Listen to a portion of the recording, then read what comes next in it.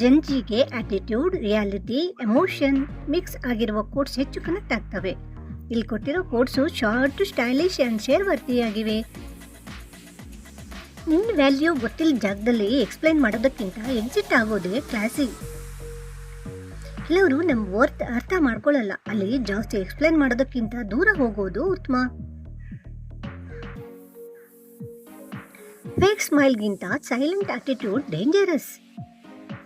ಕೆಲವರು ನಗು ಹಿಂದೆ ತುಂಬ ಪೇನ್ ಅಡಗಿಸ್ಕೊಂಡಿರ್ತಾರೆ, ಆದರೆ ಮುಂದೆ ಮಾತ್ರ ನಕ್ಕೊಂತ ಬೇರೆಯವರನ್ನ ಇಂಪ್ರೆಸ್ ಮಾಡ್ತಾರೆ. ಯಾರ್ದಾದ್ರೂ ರಿಪ್ಲೈ ಲೇಟ್ ಅಂದರೆ ಬ್ಯುಸಿ ಅಲ್ಲ, ಪ್ರಯಾರಿಟಿ ಲಿಸ್ಟ್ನಲ್ಲಿ ನೀನು ಇಲ್ಲ ಅಂತ ಅಷ್ಟೆ. ಇಂದಿನ ಜನರೇಷನ್ನಲ್ಲಿ ಪ್ರಯಾರಿಟಿಯೇ ರಿಲೇಷನ್ಶಿಪ್ ಡಿಸೈಡ್ ಮಾಡುತ್ತೆ. ಲೈಫಲ್ಲಿ ಒಬ್ಬರ ಅಟೆನ್ಷನ್ಗಾಗಿ ಸೆಲ್ಫ್ ರೆಸ್ಪೆಕ್ಟ್ ಲೂಸ್ ಮಾಡ್ಕೋಬಾರ್ದು. ಯಾರಿಗಾದ್ರೂ ಇಂಪ್ರೆಸ್ ಆಗೋಕೆ ನಮ್ಮ ವ್ಯಾಲ್ಯೂ ಕಡಿಮೆ ಮಾಡ್ಕೊಳ್ಬಾರ್ದು. ಮೂಡ್ ಆಫ್ ಇದ್ದಾಗ ಮ್ಯೂಸಿಕ್ ಮಾತ್ರ ರಿಯಲ್ ಫ್ರೆಂಡ್ ಆಗಿರುತ್ತೆ. ಹಲವೊಮ್ಮೆ ಹಾಡುಗಳು ಜನರಿಗಿಂತ ಹೆಚ್ಚು ನಮ್ಮನ್ನು ಅರ್ಥ ಮಾಡ್ಕೊಳ್ತವೆ. ಯಾರು ಪರ್ಮನೆಂಟ್ ಅಲ್ಲ, ಮೆಮೊರೀಸ್ ಮಾತ್ರ ಲೈಫ್ ಟೈಮ್ ಇರ್ತವೆ. ಜನರು ಹೋಗ್ಬೋದು, ನೆನಪುಗಳು ಮಾತ್ರ ಉಳಿತವೆ, ಅವ್ರು ಮಾಡಿರೋ ಗಾಯ ಮಾತ್ರ ಮಾಯೋದೇ ಇಲ್ಲ. ಟೂ ಕೈಂಡ್ ಆಗಿದ್ರೆ ಪೀಪಲ್ ಯೂಸ್ ಮಾಡ್ಕೊಳ್ತಾರೆ ಅಷ್ಟೇ. ಒಳ್ಳೆತನಕ್ಕೂ ಒಂದು ಲಿಮಿಟ್ ಬೇಕು. ಈ ಪ್ರಪಂಚದಲ್ಲಿ ಎಲ್ಲರೂ ಅವ್ರ ಕೆಲಸಕ್ಕೆ ನಮ್ಮನ್ನು ಬಳಸ್ಕೊಳ್ತಾರೆ ಅನ್ನೋದಂತೂ ಸತ್ಯ.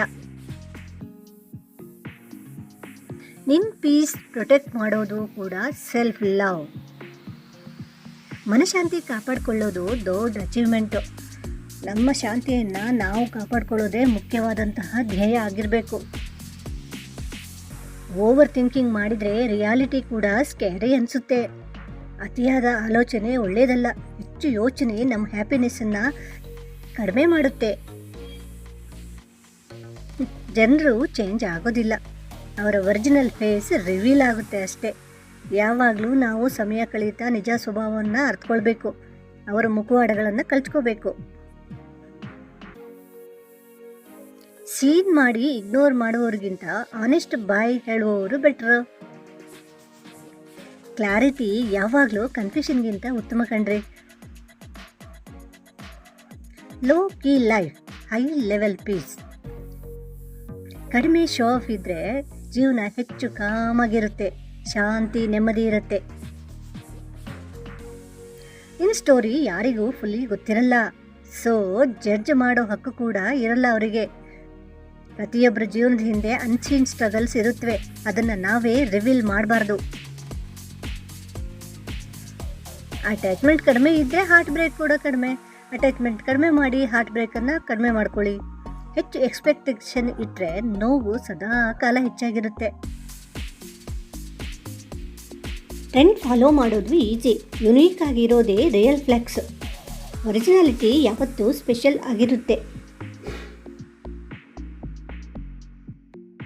ಜೀವನದಲ್ಲಿ ನಮ್ಮತನನ ನಾವು ಕಳ್ಕೊಳ್ಳೇಬಾರ್ದು. ನಮ್ಮತನನ ನಾವು ಕಳ್ಕೊಂಡ್ವಿ ಅಂದರೆ ಎಲ್ಲರೂ ನಮ್ಮನ್ನು ಕಡೆಯಾಗೆ ನೋಡೋದು. ಕೆಲವು ಕೋಟ್ಸು ಓದೋಕ್ಕೆ ಮಾತ್ರ ಅಲ್ಲ, ಜೀವನದಲ್ಲಿ ಫೀಲ್ ಆಗಿರುವಂತಹ ವಿಷಯಗಳೇ ಆಗಿರ್ತವೆ. ಇವುಗಳಲ್ಲಿ ಯಾವ ಕೋಟ್ ನಿಮಗೆ ಹೆಚ್ಚು ರಿಲೇಟ್ ಆಯಿತೋ ಕಮೆಂಟ್ನಲ್ಲಿ ತಿಳಿಸಿ. ಚಾನಲನ್ನು ಸಬ್ಸ್ಕ್ರೈಬ್ ಮಾಡ್ಕೊಳ್ಳಿ, ವಿಡಿಯೋವನ್ನು ಪೂರ್ತಿ ನೋಡಿ, ವಿಡಿಯೋವನ್ನು ಎಲ್ಲರಿಗೂ ಶೇರ್ ಮಾಡಿ, ಲೈಕ್ ಮಾಡಿ. ನಮಸ್ಕಾರ.